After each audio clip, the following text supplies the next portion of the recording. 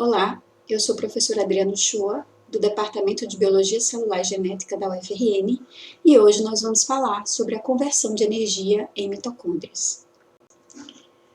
Nas etapas do metabolismo, que ocorre tanto na fotossíntese quanto na respiração celular, o ATP é fundamental para esse fluxo de energia e reciclagem de matéria. Então, na fotossíntese, o ATP produzido vai ser empregado nessa fixação do CO2, ou seja, a energia luminosa convertida em ATP é transitada para as ligações químicas da molécula de açúcar, da molécula de ácido graxo, da molécula do esqueleto carbônico produzido pela planta através da fotossíntese.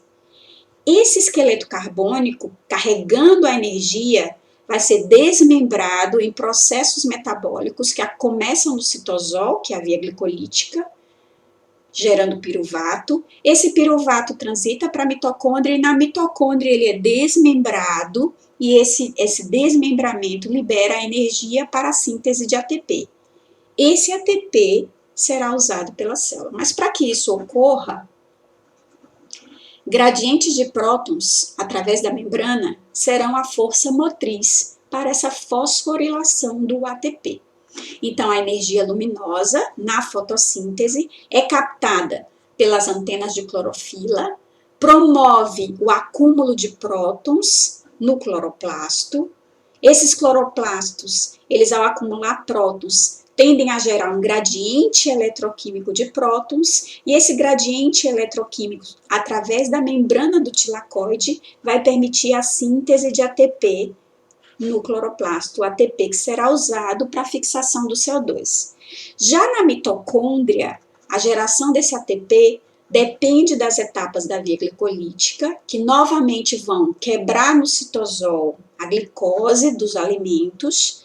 Aquela glicose que foi fixada na fotossíntese, a matéria ela vai ser reciclada, ela vai ser aproveitada e a energia liberada quando os animais, os consumidores, digerirem essa glicose armazenada, e essa glicose ela vai servir como a fonte para a produção de ATP. Então, na respiração celular, a gente tem início na via glicolítica, no citosol. Na via glicolítica, a glicose é desmembrada em piruvato. Esse piruvato vai ser internalizado na mitocôndria, e na mitocôndria, os processos envolvendo o ciclo do ácido cítrico, ou o ciclo de Krebs, vão gerar o potencial redutor que garantem esse gradiente de prótons, que também vai promover, vai ser a força protomotriz para a síntese de ATP. As células, para realizar trabalho, precisam que a energia, tanto a energia dos alimentos, quanto a energia luminosa aproveitada pelos cloroplastos, seja convertida em ATP. É esse ATP que a gente vai entender como ele será produzido. Para ter uma visão geral, eu trouxe esse mapa metabólico aqui. Nesse mapa, a gente rapidamente vai ver como a glicose pode adentrar o metabolismo celular. Então, a glicose atravessa a membrana graças a um transportador de glicose. Lembre que essa molécula é polar, então a bicamada lipídica ela é impermeável, ela precisa de uma proteína transportadora, então um transportador de glicose. A glicose entra na célula, ela pode ser envolvida em catabolismo ou em anabolismo. Aqui, quando a glicose é envolvida em catabolismo, ela vai entrar na via glicolítica ou glicólise, e nessa glicólise o piruvato vai ser o produto da quebra da glicose de 6 carbonos em 2 moléculas de piruvato de 3 carbonos. Esse piruvato, em vias aeróbicas, na presença de oxigênio, ele entra na mitocôndria e ele vai ser descarboxilado graças a essa enzima piruvato desidrogenase e deixa de ser uma molécula de 3 carbonos, gerando uma molécula de 2 carbonos, que é a acetila, que é ligada à coenzima A e vai entrar no ciclo de Krebs, que gera potencial redutor para a cadeia transportadora de elétrons que veremos hoje e, consequentemente, a síntese de ATP ou fosforilação oxidativa. Havendo uma baixa demanda de acetil para a produção de ATP, parte desse ATP, dessa acetila que sobra, vai ser investida para a síntese de reservas na forma de lipídios. Então, isso aqui gera A glicose, o excesso de glicose gera um excesso de acetila, esse excesso de acetila é convertido em uma reserva metabólica lipídica, em gordura. Nessa outra parte do diagrama, a gente vê a glicose sendo investida para a produção de pentose. Onde é que a gente tem pentose? A gente tem a ribose 5-fosfato. Essa ribose 5-fosfato, ela pode ser derivada da via das pentoses fosfato, que gera, a partir de glicose, ribose 5-fosfato, que é o precursor para os nucleotídeos envolvidos na síntese de ácidos nucleicos. Então, a glicose, ela é bem mais, quando ela é investida, levada para dentro da célula, ela é bem mais útil do que simplesmente ser empregada na síntese de ATP. Ela pode ser empregada na síntese de ATP, fornecer energia para a célula, ela pode ser empregada em reservas energéticas, gerando acetilas, que vão ser investidas na síntese de lipídios, e ela pode ainda estar envolvida com a geração de um metabólito, que é a ribose 5-fosfato, que é o açúcar que vai fazer parte das bases nitrogenadas, fazer parte dos nucleotídeos combinados com as bases nitrogenadas, dos nucleotídeos componentes dos ácidos nucleicos. Então, quando a gente pensa em metabolismo de glicose para hoje, a gente vai falar aqui desse metabolismo que envolve o catabolismo. Uma outra pergunta que Eric fez numa aula de revisão foi: e se não houver o oxigênio, como é que essa célula realiza a produção de ATP? Ela vai usar a via glicolítica e uma via fermentadora, que converte piruvato em ácido lático ou lactato, e esse lactato vai ser usado para reoxidar o NAD, para que essa via glicolítica possa permitir a geração de ATP, a liberação de ATP via anaeróbica. Mas a gente precisa conhecer a mitocôndria, entender qual é a outra estrutura dessa organela para entender onde os eventos ocorrem na mitocôndria. Então, aqui a gente tem a micrografia de uma mitocôndria, aqui a gente tem uma ilustração mostrando os compartimentos mitocondriais e aqui o detalhamento. Então, é possível ver que a mitocôndria tem uma membrana externa, e aí a gente lembra das aulas de evolução da célula e as hipóteses que explicam o surgimento dessas organelas nas células eucarióticas aeróbicas. A gente tem entre a membrana externa e a membrana interna, a gente tem um espaço intermembrana, um espaço intermembrana, um espaço intermembrana. A gente tem nessa membrana interna da mitocôndria, a gente tem um arranjo em cristas. Esse arranjo em cristas faz com que essa área, a superfície da membrana interna seja aumentada. Essas cristas, no interior dessas cristas, existe um espaço preenchendo o interior das cristas. E aqui nesse intervalo entre as cristas, a gente tem o equivalente preenchido, revestido pelas cristas mitocondriais, a gente tem a matriz mitocondrial. Então, a gente vai entender o que ocorre em cada um desses espaços. Tem as conexões entre as cristas, que são as junções das cristas na membrana interna, como parte da membrana interna.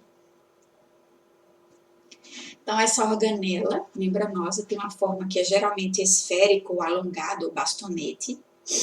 Ela tem dois sistemas de membrana, como a gente viu, a membrana externa, que é lisa e mais permeável, porque apresenta porinas. Ela apresenta a membrana interna, que é preguiada, mas é mais seletiva, ou seja, ela é mais impermeável, então ela, para permitir a passagem de metabólitos, ela apresenta transportadores de metabólitos, transportadores de elétrons e também enzimas do grupo das ATP sintases, que vão ser as responsáveis pela fosforilação do ATP. O espaço intermembrana será o local entre a membrana interna e a membrana externa, onde os prótons que fazem parte da força protomotriz vão se acumular e tendem, por uma diferença de concentração, a retornar para a matriz mitocondrial, que está compartimentalizada pela membrana interna, permitindo a fosforilação do ADP com fosfato inorgânico em ATP. Na matriz mitocondrial, nós vamos encontrar as enzimas envolvidas no ciclo de Krebs.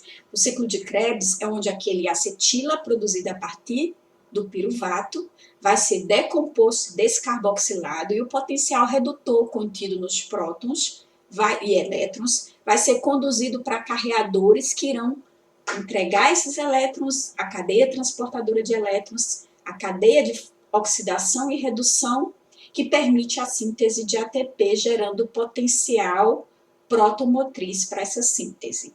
Além disso, na matriz mitocondrial, como a mitocôndria tem DNA próprio, e a gente lembra da hipótese endossimbiótica da origem dessa organela a partir de procariotos aeróbicos, a gente sabe que as mitocôndrias têm DNA circular em várias cópias, e esse DNA, ao ser expresso, ele permite a tradução e a síntese de proteínas. Então, para que isso ocorra nessa mitocôndria, esse DNA tem que ser transcrito em RNA, e para ser traduzido, essa mitocôndria tem ribossomas, que são conhecidos como mitorribossomas. Então, para uma mitocôndria ter os seus genes expressos, ocorre a transcrição e a tradução. Para uma mitocôndria se dividir, ocorre ainda nessa mitocôndria, para que ela dê origem a duas mitocôndrias filhas, o processo de replicação do DNA. Tudo isso acontece dentro da matriz mitocondrial. Então, aqui só relembrando, na membrana interna a gente tem os componentes da cadeia transportadora de elétrons e as ATP sintases, importantes para a síntese de ATP, para a condução da energia que permite a síntese de ATP. No espaço intermembrana nós vamos ter o acúmulo dos prótons, que vão ser a força motriz para essa síntese de ATP, para fazer com que a ATP sintase consiga condensar ADP com fosfato, fazer a ligação que gera o ATP, a ligação que permite a síntese de ATP. E a gente tem aqui na matriz os componentes, tanto do ciclo de Krebs, quanto os componentes envolvidos na manutenção e expressão do material genético da mitocôndria. Então, aqui só mostrando que as mitocôndrias elas estão distribuídas por toda a célula, interagindo com outras estruturas. Aqui é possível ver a mitocôndria no axonema flagelar, várias mitocôndrias envolvidas com o trânsito, fornecendo ATP para o trânsito de vesículas ao longo do axonema flagelar. Além disso, nós temos aqui as mitocôndrias presentes no tecido do músculo cardíaco. O músculo cardíaco executa a contração, e essa contração para o batimento cardíaco requer muito ATP. Então, geralmente, em tecidos musculares de alta atividade, a presença de mitocôndrias será abundante. E elas se organizam próximos às regiões onde as fibras formadas de actinas e miosinas demandam bastante ATP. Então, aqui a gente vê a posição, nessas duas figuras, a gente vê a posição dos túbulos do retículo endoplasmático, e a gente vê que na mesma posição e associada a esses túbulos, a gente tem a presença também de mitocôndrias. Então, teve demanda energética, tem mitocôndrias. Essa estrutura, essa célula, vai apresentar um posicionamento, uma distribuição, uma posição de mitocôndrias organizadas de acordo com as demandas celulares. E aí a gente precisa relembrar um pouco desses processos de conversão de energia química. Aqui a gente tem a molécula de glicose, essa molécula de glicose em condições aeróbicas, na presença de oxigênio, nas vias que ocorrem na cadeia transportadora de elétrons da membrana interna da mitocôndria, esse oxigênio vai ser o último aceptor dos elétrons, que vão carreando a energia até a síntese de ATP. Então, nas mitocôndrias se concretiza o final da decomposição dessa molécula de glicose, que a gente falou que inicia lá no citosol, na via glicolítica. Na via glicolítica é gerado piruvato. Então, a glicose é quebrada, só relembrando, ela tem 6 carbonos, ela é quebrada em 2 moléculas de piruvato de 3 carbonos. Essa molécula de piruvato entra na mitocôndria, é descarboxilada, ou seja, sai um CO2 aqui do piruvato, então ela fica agora com 2 carbonos formando a acetila. A acetila condensa com coenzima A e entra no ciclo de Krebs. No ciclo de Krebs, esses 2 carbonos das acetilas serão também descarboxilados. Então, e os hidrogênios derivados do esqueleto carbônico da glicose, que transitaram para o piruvato, presentes nas acetilas serão gradualmente ao longo do ciclo de Krebs, ou ciclo do ácido cítrico, ou ciclo do ácido tricarboxílico, retirados e entregue para a nicotinamina adenina dinucleotídeo. NAD, oxidado, ao receber os hidrogênios, torna-se reduzido. Parte do NAD também vai vir da via glicolítica. Lá na via glicolítica também é gerado parte do potencial redutor.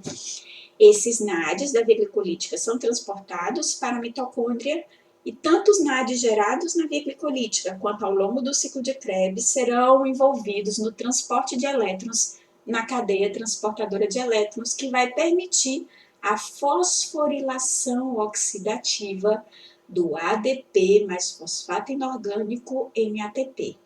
Nesse processo, o oxigênio molecular vai ser reduzido ao final. Os prótons e elétrons transportados pelo NAD serão atraídos pela molécula de oxigênio, que é extremamente eletronegativa, tem alta afinidade por esses elétrons, e nessa atração será gerada uma molécula de água. Então, à medida que a glicose é decomposta, que a glicose é desmembrada, ela vai liberando potencial redutor, e esse potencial redutor é investido para a síntese de ATP. E o produto final os produtos finais desse metabolismo são CO2, água e ATP. Então, a gente precisa dar uma olhada nessas etapas, como é que elas ocorrem com mais calma. Então, a primeira etapa da obtenção de energia a partir da glicose, do esqueleto carbônico da glicose, é conhecida como glicólise ou via glicolítica. É uma via citoplasmática, como eu falei anteriormente. Ela ocorre em 10 etapas enzimáticas, que aqui a gente tem enumeradas. Porém, essas etapas enzimáticas não serão detalhadas aqui. O que é mais importante que nós saibamos é que uma molécula de glicose de 6 carbonos é desmembrada ao longo dessas 10 etapas em 2 moléculas de piruvato. E nesse processo, parte da energia contida nessa molécula vai ser liberada na forma de ATP e na forma de potencial redutor, que é carregado pelos NADs, nicotinamina adenina dinucleotídeo. Esses NADs vão carregar os prótons e os elétrons extraídos da molécula de glicose ao longo dessa via. Esses NADs, eles vão ser empregados lá na mitocôndria para a síntese de ATP. Eles estão carregando os elétrons que serão empregados na síntese de ATP, que farão parte da cadeia transportadora de elétrons, que geram o potencial redutor, o acúmulo de prótons, que é a força motriz que a gente discutiu, envolvidas na síntese de ATP lá na mitocôndria. Primariamente, a gente tem a síntese de 4 ATPs aqui, a geração dessa energia útil aqui no citosol, mas a maior parte da energia útil contida na molécula de glicose, que foi decomposta em 2 piruvatos, ainda está armazenada nas suas ligações químicas e será desmembrada no ciclo de Krebs, e nesse ciclo de Krebs, mais potencial redutor carregando prótons e elétrons contribuirá para a síntese da maior parte do ATP derivado da molécula de glicose. Então, a gente vê aqui que aquele piruvato, aquelas 2 unidades de piruvato gerados lá no citosol, entram na mitocôndria e uma enzima presente na mitocôndria chamada complexo piruvato desidrogenase descarboxila, tira um grupamento, um dióxido de carbono aqui, descarboxila o piruvato, gerando acetila. Essa acetila é ligada covalentemente por esse complexo enzimático em uma coenzima. E essa acetilcoenzima A entra no ciclo de Krebs, agora uma molécula com 2 carbonos, entra no ciclo de Krebs se condensando com oxalacetato de 4 carbonos, dando entrada no ciclo do ácido cítrico, por causa aqui do citrato. E esse ciclo vai permitir com que toda a energia ainda contida na molécula de acetila, derivada do piruvato e, consequentemente, da glicose, seja removido através da redução dos NADs. E esses NADs aqui NADs e FADs, serão encaminhados para a cadeia transportadora de elétrons. Também quero realçar aqui que ao longo desse ciclo, que ocorre 2 vezes por cada molécula de glicose, porque para cada unidade de glicose são gerados 2 piruvatos, e cada piruvato descarboxilado são gerados 2 acetil-CoA. Essas acetil-CoAs vão passar 2 vezes pelo ciclo de Krebs, uma para cada acetila. Aqui a gente também percebe que ao longo do ciclo de Krebs, a gente entra acetila com oxalacetato, forma citrato de 6 carbonos, ocorre uma descarboxilação primária, uma descarboxilação secundária, e as etapas do ciclo de Krebs levam à reciclagem do oxalacetato. Então, além do potencial redutor, além desse potencial redutor, a gente tem a descarboxilação, ou seja, a remoção dos grupamentos dos dióxidos de carbono, e a remoção desses carbonos e dos hidrogênios é o desmembramento total e a retirada da energia contida na molécula de glicose, que deu entrada lá na via glicolítica, quando entrou na célula e entrou nessa via catabólica. Para onde vão esses NADs gerados, esses NADs e esses FADs, flavina adenina dinucleotídeo, que também carrega energia na forma dos elétrons derivados da molécula de glicose, vão lá para a cadeia transportadora de elétrons. Nessa etapa existe a produção de nucleotídeo trifosfatado, que é o GTP. O GTP é produzido ainda aqui no ciclo de Krebs, numa produção que a gente chama de síntese de GTP a nível do substrato. Então aqui existe uma enzima que transfere a energia contida nessas etapas para a fosforilação de GDP em GTP. Na aula passada, a Eric me questionou com relação ao metabolismo do piruvato na ausência de oxigênio, a anaerobiose. E eu expliquei para ele e para a Érica que era necessário que a via glicolítica fosse mantida para que as células tivessem um suprimento de ATP. E a manutenção dessa via glicolítica depende do suprimento de NAD oxidado. Então, as células que trabalham e produzem ATP em condições de anaerobiose, elas têm uma etapa onde ocorre a redução de piruvato em lactato e a reoxidação do NAD.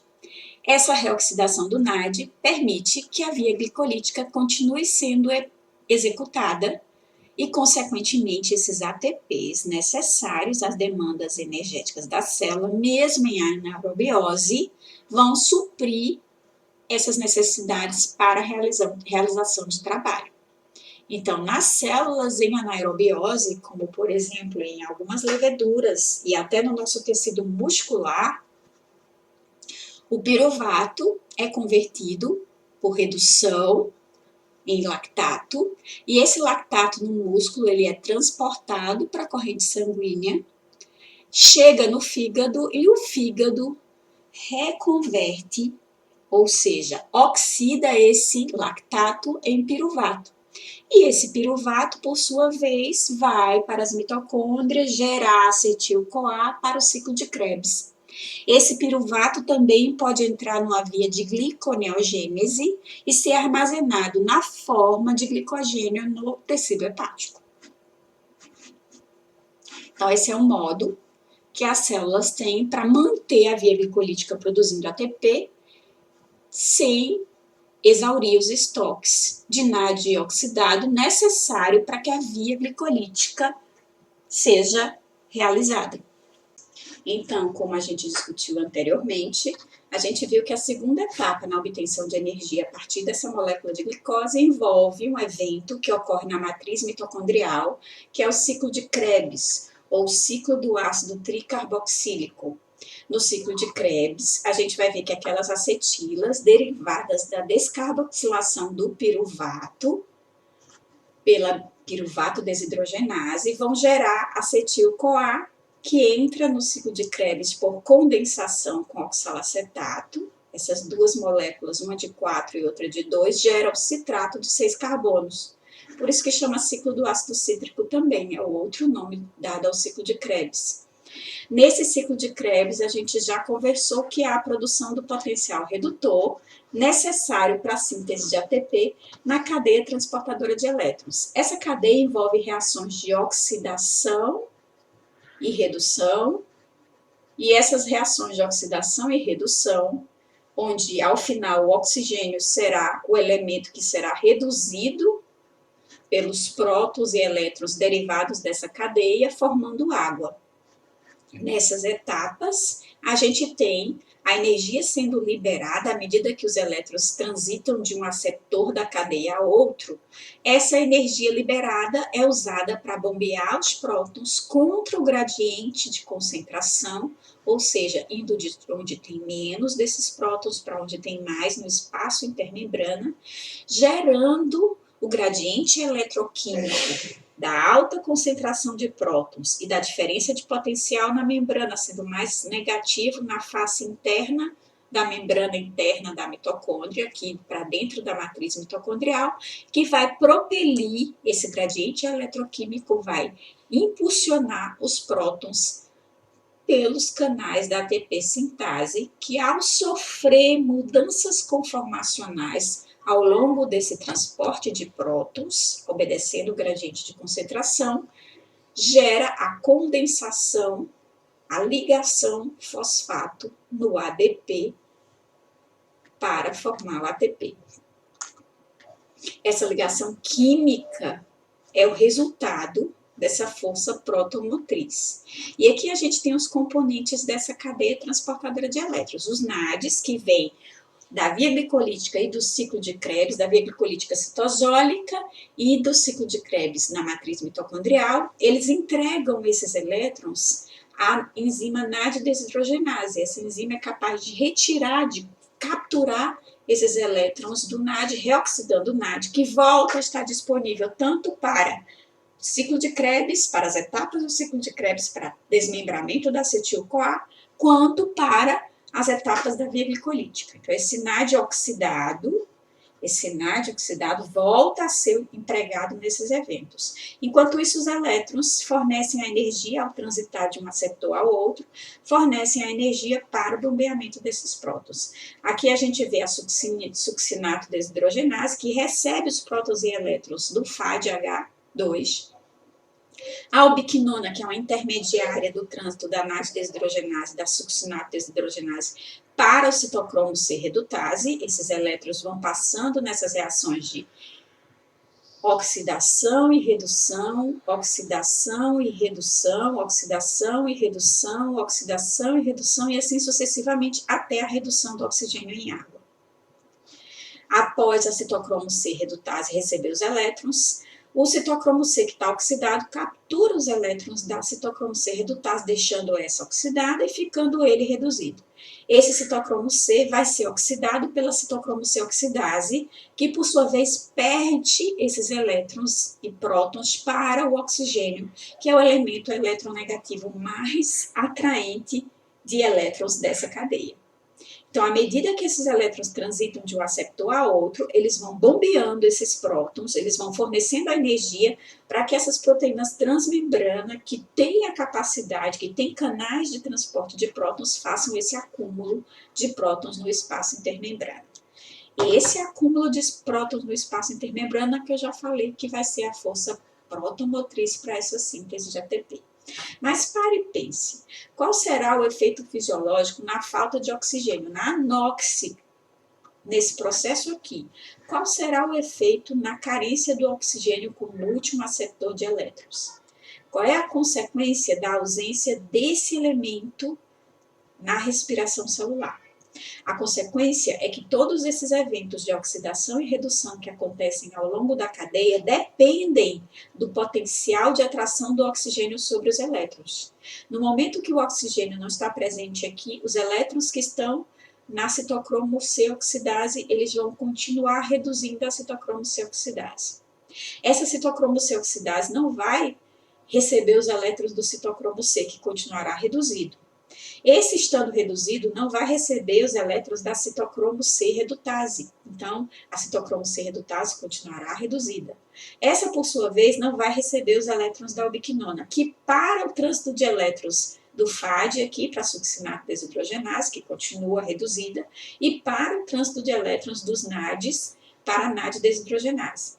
Essa parada no trânsito de elétrons faz com que a energia necessária para o bombeamento de prótons não esteja presente. Consequentemente, a concentração de prótons aqui não aumenta, ficando igual à concentração de prótons da matriz mitocondrial, e a energia protomotriz necessária para a ativação da ATP sintase e a fosforilação de ADP com o fosfato inorgânico em ATP para. A consequência é que essa célula, em determinado momento, vai exaurir a quantidade de ATP que ela necessita para realizar trabalho. Ela para de realizar trabalho, porque não tem ATP, ela não tem como ativar suas vias, suas proteínas de transporte, seus mecanismos de transporte através da membrana, suas enzimas envolvidas em síntese, todo o trabalho na célula para por falta de energia. E esse trabalho, quando ele para, ele gera um efeito fisiológico. E aí, como exemplo, acidentes onde envolvem incêndios e esse incêndio consome o oxigênio disponível, o oxigênio vai ser usado na queima, ele tende a produzir, essa combustão de componentes tende a produzir moléculas, por exemplo, como o monóxido. O monóxido, ele pode competir, por exemplo, nos nossos pulmões, nas nossas células, ele pode competir, ele pode ser captado pelos nossos pulmões nas trocas gasosas, ele pode competir pela hemoglobina, o monóxido de carbono CO, pode competir pela hemoglobina com o oxigênio. Então, além da gente estar tendo a queima e o consumo do oxigênio, as nossas células começam a captar monóxido, capacidade de ligação do monóxido é 500 vezes maior do que a do oxigênio, a nossa hemoglobina, e o que vai chegar nas nossas células é monóxido. O monóxido não tem o potencial oxidativo do oxigênio. Então, essa cadeia transportadora de elétrons, por exemplo, em uma anóxica causada pela queima e combustão de algum composto no meio, no incêndio, vai gerar a parada da cadeia transportadora de elétrons. E as células desse indivíduo presentes nesse ambiente serão intoxicadas por monóxido e, consequentemente, não terão ATP. E não tendo ATP, os músculos irão parar, o sistema nervoso central também tem uma demanda enorme de ATP, também irá parar o trânsito do impulso nervoso, e a tomada de decisão fica comprometida, e aquele indivíduo, ao ter parada cardíaca do músculo cardíaco, chega ao óbito. Então, a parada da cadeia transportadora de elétrons repercute numa parada do músculo cardíaco, na parada cardíaca e na morte, porque as células param de receber suprimento de oxigênio, porque quem transita o oxigênio através das células, leva o oxigênio no sangue, é o batimento cardíaco. Então, a tendência, quando ocorre a anóxia, é todos os tecidos sofrerem por falta do suprimento de oxigênio e, consequentemente, de ATP. Vamos olhar de perto essa força protomotriz. Aqui a gente tem a membrana externa da mitocôndria, a membrana interna da mitocôndria e o espaço intermembrana. Aquela cadeia transportadora de elétrons bombeia prótons para esse espaço intermembrana, gerando essa diferença de concentração, que vai, por sua vez, gerar um gradiente de concentração. Se eu tenho mais prótons aqui, a tendência através dessa membrana é que esses prótons migrem através de uma proteína, que seja um canal, e equilibre essa diferença de concentração entre os dois espaços delimitados pela membrana. Além disso, a gente tem um potencial elétrico gerado, porque eu tenho mais cargas positivas aqui, nesse lado da membrana, do que nesse lado que a concentração de H+ é menor. Então, eu tenho duas forças impelindo os prótons a transitarem do espaço intermembrana para a matriz mitocondrial. Um é a força da diferença de concentração, que é o gradiente de concentração. O outro é a força do gradiente de potencial. Aqui está mais positivo, então as cargas negativas, aqui a polarização negativa dessa face da membrana atrai os prótons aqui, por isso a gente chama de gradiente eletroquímico, que envolve a diferença de potencial e envolve a diferença de concentração. E a forma como esses prótons encontram para transitar do espaço intermembrana para a matriz mitocondrial envolve uma proteína que tem um canal de passagem para esses prótons. Essa proteína é a ATP sintase. Ela ocorre na membrana interna da mitocôndria, e ela também ocorre, por exemplo, em procariotos aeróbicos na membrana plasmática.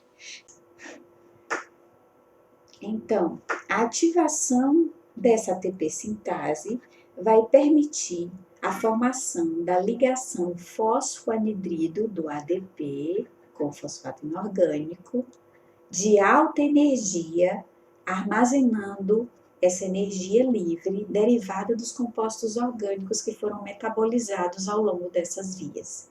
Então, à medida que esses prótons passam, essa enzima, esse complexo enzimático da ATP sintase, faz com que esse ADP e esse fosfato inorgânico sejam ligados por essa ligação fosfoanidro de alta energia aqui, gerando o ATP. E ao final da quebra e do desmembramento da molécula de glicose, quanto é retirado em energia na forma de ATP?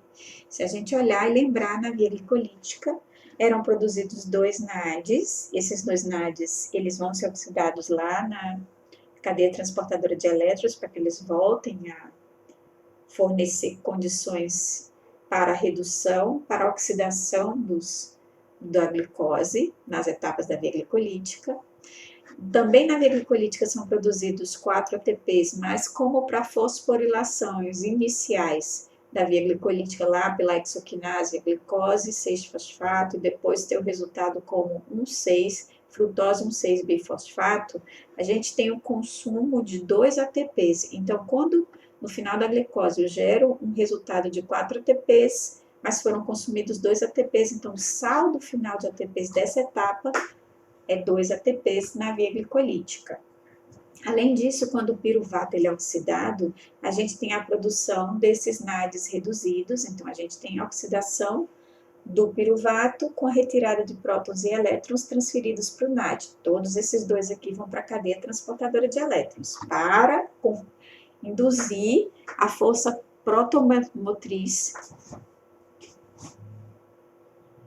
para a síntese de ATP. Então, a gente tem aqui no ciclo de Krebs a produção de 2 GTPs, que são convertidos em 2 ATPs. A passagem no ciclo de Krebs, a cada acetila, a gente gera um potencial para a produção tanto de NADs, são 3 NADs por acetila, são 2 acetilas, então a gente tem 6 NADs, e 2 FADs, porque é um FAD por acetila, 1 vezes 2, 2 FADs. Então, ao todo, a gente vai ter um somatório de 30 ATPs. Lembrando que o NAD gerado no citosol, ele precisa ser bombeado para dentro da mitocôndria. Isso consome energia. Por isso, a cada NAD, a gente tem o equivalente a 1,5 ATP sendo gerado. Porque uma parte da energia contida nos NADs provenientes da via glicolítica do citosol vai ser consumido por transporte. Já os NADs gerados no próprio ciclo de Krebs, eles vão potencializar a síntese de 2,5 ATPs. Então, aqui a gente tem como produto 2,5 e a gente multiplica pela quantidade de NADs disponíveis em cada uma dessas etapas. Então, tem que considerar aqui que aqui a gente multiplica pelo número de NADs produzidos versus a quantidade equivalente de ATPs que cada NAD produz nessa etapa. A mesma coisa acontece com o FAD gerado no ciclo de Krebs, ele potencializa, ele gera um potencial para a síntese de 1,5 ATPs. Então, ao todo, se a gente somar aqui, a gente encontra que o produto final dessa via é em torno de 30 ATPs. Então, a gente tem 3 mais 2 aqui, 10. 10 mais 5, 10 mais 2, 12, mais 15, 27, mais 3, 30 ATPs. Então, aqui, resumidamente, essas vias envolvendo o metabolismo de glicose na mitocôndria são vias que, como a gente viu, mitocôndria e citoplasma também, elas podem ter um lado que vai gerar a produção de ATP, que é o que a gente diz que é a extração da energia das moléculas dos esqueletos carbônicos, que é o catabolismo, para liberar a energia contida nas ligações da matéria, e a outra etapa é o anabolismo, porque parte da energia contida na molécula de glicose pode ser investida para a síntese de outras biomoléculas, como o aspartato, os aminoácidos, ou as bases nitrogenadas para a síntese de ácidos nucleicos, As acetilas podem ser empregadas para a síntese de lipídios e armazenadas na forma de ácidos graxos. Então, o esqueleto carbônico da molécula de glicose pode ser investido para a geração de ATP de energia e uma parte dele é investido para a geração de biomoléculas para a construção ou é transformado em uma nova forma de matéria para a construção das estruturas celulares.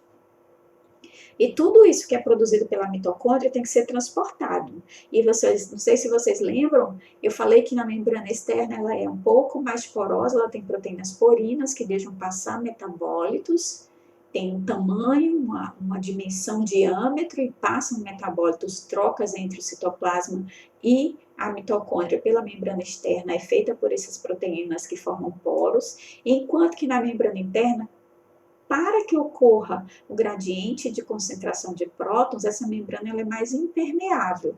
E sendo mais impermeável, ela precisa de proteínas transportadoras que carreguem os seus produtos e os substratos que ela precisa adquirir para a síntese de ATP, por exemplo. Então, nessa membrana interna, a gente tem transportadores para ATP, ao mesmo tempo que a gente tem transportadores para ADP. O substrato para a fosforilação é o ADP. Para fazer ATP, eu preciso de adenosina difosfato e preciso de grupamento fosfato inorgânico. E para entregar para a célula, eu preciso que o transportador leve o ATP produzido na matriz mitocondrial para o citosol. Então, aqui a gente tem um transportador antiporte, que transporta ADP como substrato para a mitocôndria e ATP como produto da mitocôndria para a célula. Então, a célula vai consumir o ATP e vai gerar ADP. O ADP retorna para a mitocôndria, para a nova síntese de ATP. Mas, para isso, a célula tem um transportador para fosfato inorgânico. Esse transportador também é um transportador antiporte, onde hidroxilas presentes com carga negativa aqui, presentes na superfície interna da membrana, na matriz mitocondrial, são transportados em sentido antiporte com a captação de fosfato inorgânico produzido da quebra de ATP na atividade no trabalho celular. Além disso, a célula, a mitocôndria, precisa obter piruvato gerado na via glicolítica para que ela descarboxile o piruvato, formando acetila, esse seja investido no ciclo de Krebs, gere o potencial redutor para a síntese de ATP. Então, existe na membrana da mitocôndria, na membrana interna, que ela é muito mais impermeável que a membrana externa da mitocôndria, que bombeia piruvato do espaço intermembrana, ou seja, proveniente do citosol, para a matriz mitocondrial. E é na matriz que vai acontecer a descarboxilação desse piruvato. Então, aqui só olhando um resumo dos eventos de conversão de energia que ocorrem na mitocôndria. Então, a gente lembra que a gente obtém nutrientes ou fonte de alimento que tem o potencial, a energia potencial para a síntese de ATP. Então, aqui a gente olha e vê quais são as biomoléculas, os esqueletos carbônicos que podem ser investidos na síntese de ATP. Ácidos graxos, que são captados com a ajuda de proteínas que carregam ácidos graxos nas membranas, e o piruvato produzido da via glicolítica. Ambos entrando na mitocôndria, o piruvato vai ser descarboxilado e forma acetil-CoA. Os ácidos graxos vão sofrer uma via chamada beta-oxidação. Na beta-oxidação, ácidos graxos são decompostos em acetilas, em grupamentos acetila de 2 carbonos. Então, imagine um ácido graxo de 16 carbonos. Se ele for decomposto pela beta-oxidação, ele vai gerar 8 acetilas. 16 dividido por 2, 8 acetil com a enzima A, que vão entrar no ciclo de Krebs, gerar potencial redutor. Esse potencial redutor, carregando elétrons, vai gerar o gradiente de prótons, que vai permitir com que as ATP sintases possam, com o retorno dos prótons, com essa diferença de potencial eletroquímico, ativar a fosforilação do ADP em ATP. Esse ATP sai para realizar trabalho na célula, para ser utilizado para realizar trabalho, e a quebra do ATP gera o ADP que retorna para que a célula possa fosforilar novamente. Mas para que isso ocorra, a célula precisa de dispor de nutrientes, para que ela possa dar continuidade a esse ciclo, gerando o ATP. ATP é essencial para que a célula realize trabalho, isso a gente já discutiu. Todos os trabalhos que a célula realiza para se manter, para se renovar, para se remodelar e para se dividir e dar origem às células filhas, envolve energia, envolve ATP.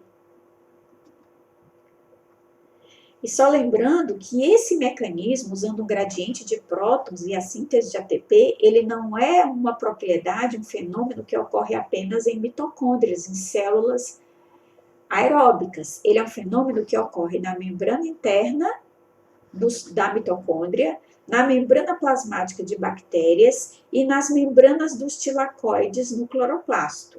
A síntese de ATP é quem vai fornecer a energia para que o cloroplasto, uma enzima, um complexo enzimático chamado rubisco do cloroplasto, promova a fotossíntese, a fixação do CO2 e água em moléculas orgânicas.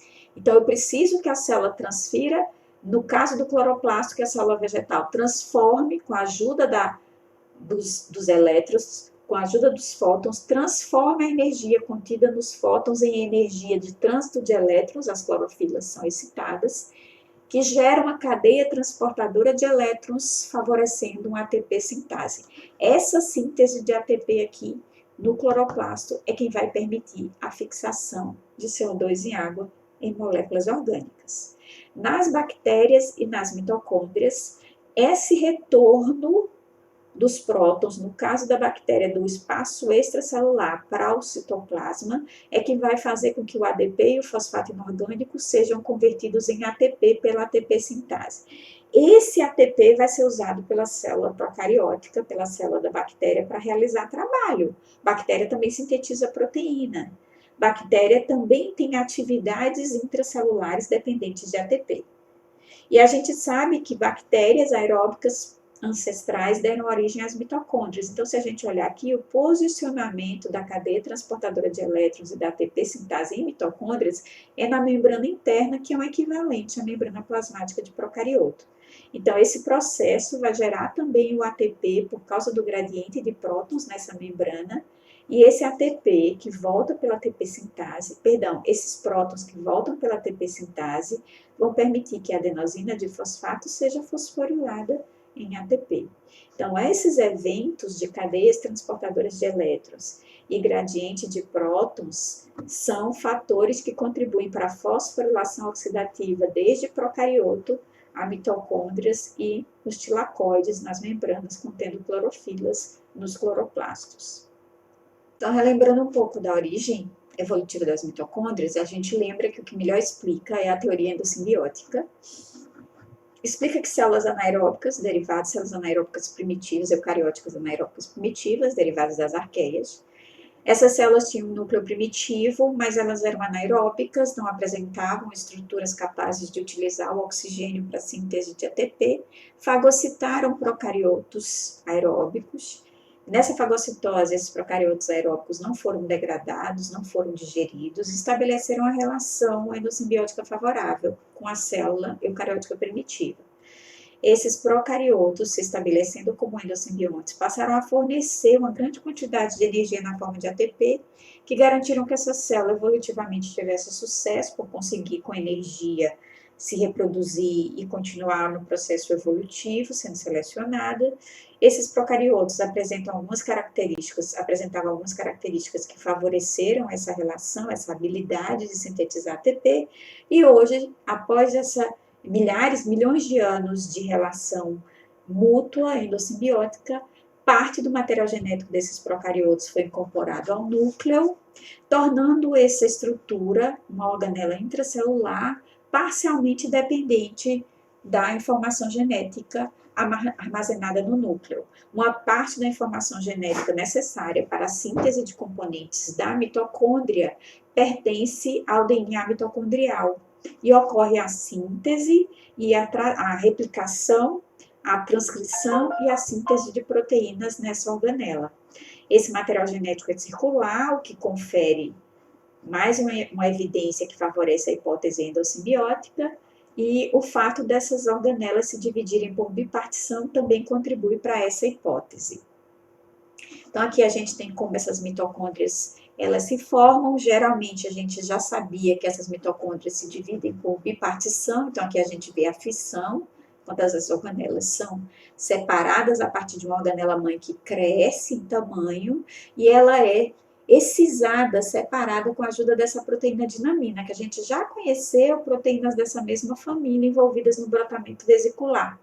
Essas proteínas promovem um estrangulamento na membrana das mitocôndrias que fazem com que elas sofram uma fissão binária, uma separação em duas mitocôndrias filhas. Então, tem essa constrição, que é impulsionada pela montagem das unidades de dinamina. Essa constrição, ela vai sendo estreitada, causando a hidrólise e a separação dessas duas mitocôndrias filhas. O outro mecanismo envolve a fusão de mitocôndrias, fusão de membranas de mitocôndrias diferentes, gerando uma mitocôndria filha por fusão. Então, aqui a gente tem o processo de fusão e o processo de fissão, que geram mitocôndrias diferentes. Esse processo de fusão também é um mecanismo que ocorre em procariotos. Então, esses dois mecanismos são resultantes de processos evolutivos que geram a biogênese de novas mitocôndrias no citoplasma de nossas células. Então, se a gente pensar naquele genoma que eu acabei de explicar, esse genoma de mitocôndrias, se a gente observar aqui, a gente tem o genoma de alguns organismos e a gente vai comparar eles com o genoma mitocondrial humano. Então, aqui eu tenho o genoma de uma bactéria, que é a Rickettsia, bactéria Rickettsia, o genoma de uma mitocôndria de Arabidopsis, que é uma planta, e o genoma humano, o genoma mitocondrial humano. O que esse genoma contém? Se a gente olhar aqui, esse genoma mitocondrial humano, o mtDNA, ele tem 16 mil pares de bases, 16.569 pares de bases, e aqui a gente consegue encontrar quais são os genes presentes nesse genoma. Em vermelho, a gente tem um pedaço de DNA não codante, mas esse DNA pode estar envolvido com a replicação, por exemplo, com a origem de replicação desse DNA. Quando a mitocôndria vai se dividir, ela tem que replicar, fazer uma cópia desse DNA. Então, a gente tem DNAs polimerases que promovem essa cópia, e aqui é o local, a origem de replicação. Além disso, esse DNA contém os genes das enzimas mais importantes da via da cadeia transportadora de elétrons. Então, aqui a gente tem aquele citocromo B, a gente tem as subunidades das NAD desidrogenases, a gente tem também as subunidades envolvidas, as citocromo C oxidases e as subunidades envolvidas na síntese de ATP, as subunidades da ATP sintase. Todos os componentes, a maior parte dos componentes da cadeia transportadora de elétrons e da síntese de ATP estão presentes e armazenados no genoma mitocondrial. Só lembrando, parte do genoma mitocondrial no processo evolutivo foi incorporado ao genoma nuclear. 95% dessa informação para a montagem de uma mitocôndria já foi incorporado no genoma nuclear. Apenas 5% estão armazenados no genoma, no DNA mitocondrial, mas esse 5% envolve grande parte das atividades mais importantes dessa organela, que produz ATP. Além disso, nesse genoma em azul, a gente vê os genes que codificam os RNAs transportadores, porque se eu tenho um genoma, ele vai ser transcrito em RNA mensageiro, ele vai ser traduzido em proteínas. Alguém tem que trazer os aminoácidos. Então, aqui dentro da própria mitocôndria tem os genes para os RNAs transportadores e tem também os genes que codificam os RNAs ribossômicos para montagem dos mitorribossomas. Então, se eu tenho tradução dentro da mitocôndria, tem que haver a presença de ribossomas. E esses ribossomas, mais uma vez justificando e dando uma evidência à hipótese endossimbiótica, esses ribossomas, eles são muito semelhantes em forma e estrutura aos ribossomas de procariotos. E aí a gente tem uma observação aqui. Em humanos, a herança desse genoma mitocondrial é materno. Por quê? Você sabe por quê? Por que a herança mitocondrial é materna? Bem, a herança mitocondrial é materna porque as mitocôndrias são herdadas do ovócito. As mitocôndrias derivadas dos espermatozoides, elas são submetidas a um processo de reconhecimento dentro do ovócito e são degradadas. Então, parte do genoma é exclusivamente materno, o genoma mitocondrial. O genoma nuclear é metade genoma paterno, metade materno. O genoma mitocondrial é geralmente um genoma de origem 100% materna.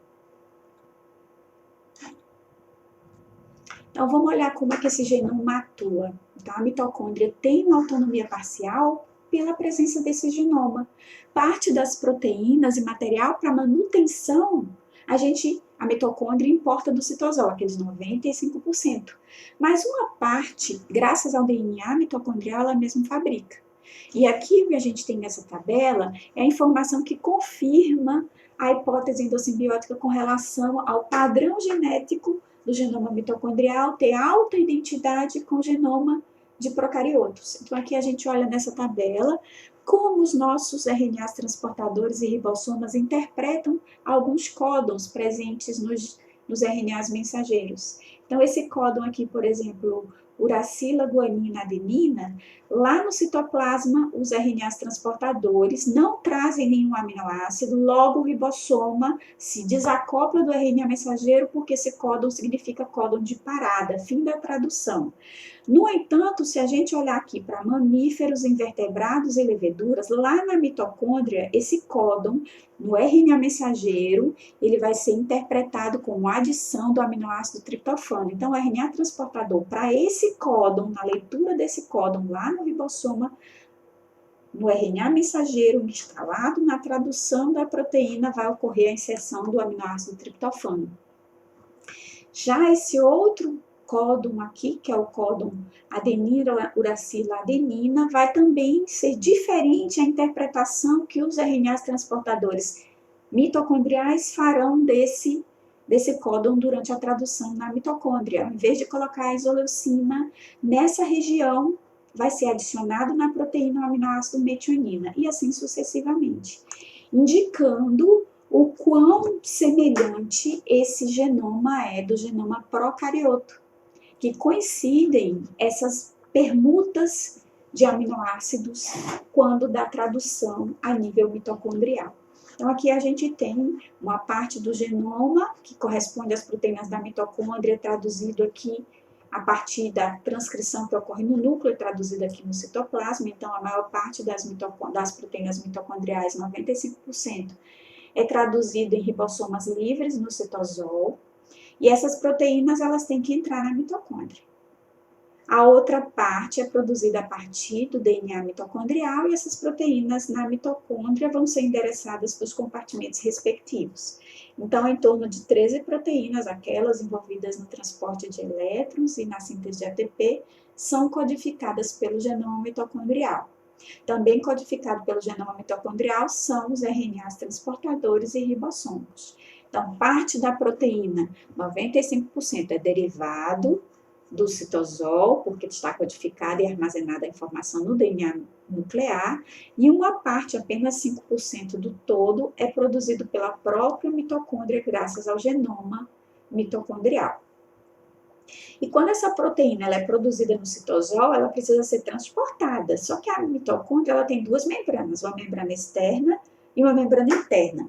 Como é que essas proteínas produzidas no citosol são endereçadas para as mitocôndrias? Então, se a gente olhar aqui, existe na membrana da mitocôndria um receptor que permite a captura dessas proteínas sintetizadas por ribossomas livres no citosol.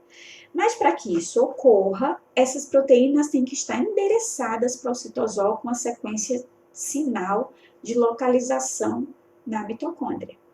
E na mitocôndria existem esses receptores que permitem a importação dessa proteína produzida no citosol para dentro da mitocôndria. Então, essa proteína ela é pescada por essa proteína receptora que está na membrana externa, e essa proteína, esse receptor, ele está acoplado a um complexo de translocador na membrana externa chamado TOM, Translocase de Order mitocondrial. Então, é um translocador da membrana externa da mitocôndria. E a gente sabe que essa mitocôndria tem duas membranas. Então, se uma proteína ela é da matriz mitocondrial, ela vai precisar transitar do citosol pela membrana externa, passando pelo espaço intermembrana, chegando à membrana interna e transitando por um translocador também na membrana interna. Então, aqui a gente tem um complexo, TIM, que faz a translocação, ou seja, transita a proteína aqui através da membrana interna. Então, essa translocação leva a proteína para a matriz mitocondrial. Chegando na matriz, essa proteína que tinha um peptídeo sinal endereçando para a mitocôndria sofre uma clivagem por uma peptidase sinal, e a proteína madura é dobrada com a ajuda de chaperonas na mitocôndria, na matriz mitocondrial. Se é uma proteína solúvel, uma proteína, por exemplo, do ciclo de Krebs ou da beta-oxidação, ela será transportada para a mitocôndria por essa via. Porém, se estamos tratando de como a proteína chega na mitocôndria, a gente tem que pensar que ela foi traduzida no citosol e ela tem que ficar desdobrada no citosol. Para isso, o citosol conta com proteínas chamadas chaperonas HSP70 que mantêm a proteína desdobrada, para que ela consiga passar linearizada pelo translocador, tanto da membrana externa quanto da membrana interna.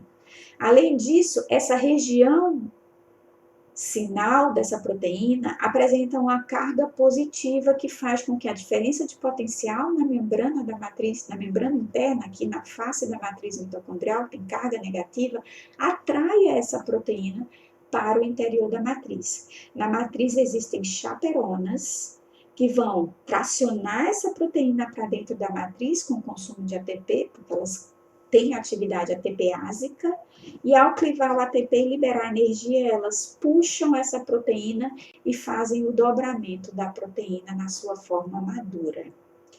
E se for a proteína de membrana, como é que essas proteínas são anexadas à membrana? O que é que essas proteínas têm que apresentar para que elas sejam ingressadas na membrana? Além de elas terem um peptídeo sinal, essas proteínas precisam ter regiões, que são regiões hidrofóbicas, que tornam essa proteína transmembrana. Então, a gente vai ter novamente a ajuda dos canais de translocação e a gente vai ter a presença de chaperonas, que auxiliam no dobramento dessas proteínas e na inserção nessas membranas.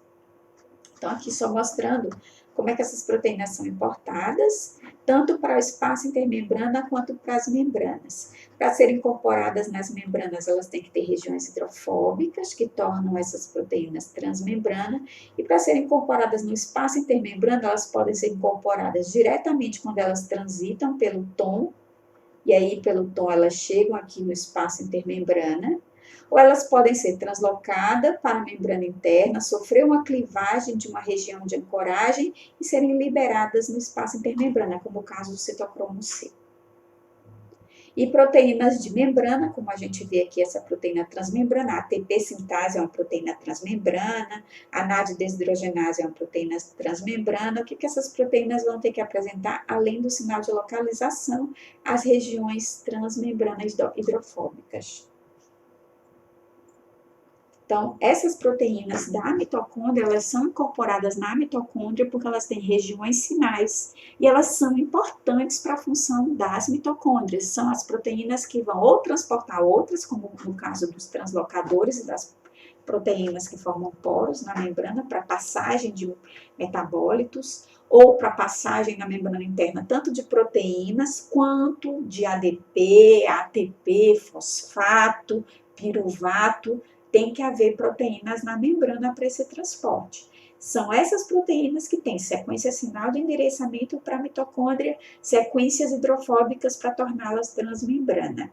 E a gente tem a presença de chaperonas que vão contribuir para o dobramento. Do mesmo jeito que acontece lá no retículo endoplasmático, a gente tem, por exemplo, chaperonas que fazem com que proteínas que precisam da formação de ponte de sulfeto recebam as ligações, promovam as ligações por oxidação entre os grupamentos sulfidrilas ao longo das cadeias proteicas, fazendo com que essas proteínas tenham uma estrutura tridimensional funcional. Então, quando a gente pensa em organelas relacionadas com a conversão de energia de ATP, essas organelas têm que ter enzimas, essas organelas têm que ter transportadores, essas organelas têm que ter os aparatos necessários para a conversão dessa energia contida nas moléculas orgânicas em ATP. E ao final, essas organelas têm que ter a capacidade de bombear e fornecer o ATP para a célula e receber da célula os substratos necessários para que ela promova a síntese de ATP. Então, essa é a nossa aula sobre mitocôndria. O conteúdo dessa aula está no capítulo 12, no capítulo 14. No capítulo 12, que fala sobre os compartimentos intracelulares e endereçamentos, a gente discute um pouco de como as proteínas são sintetizadas no citosol e endereçadas para a mitocôndria. E no capítulo 14, é observado como ocorre essa conversão de energia em mitocôndrias e cloroplastos.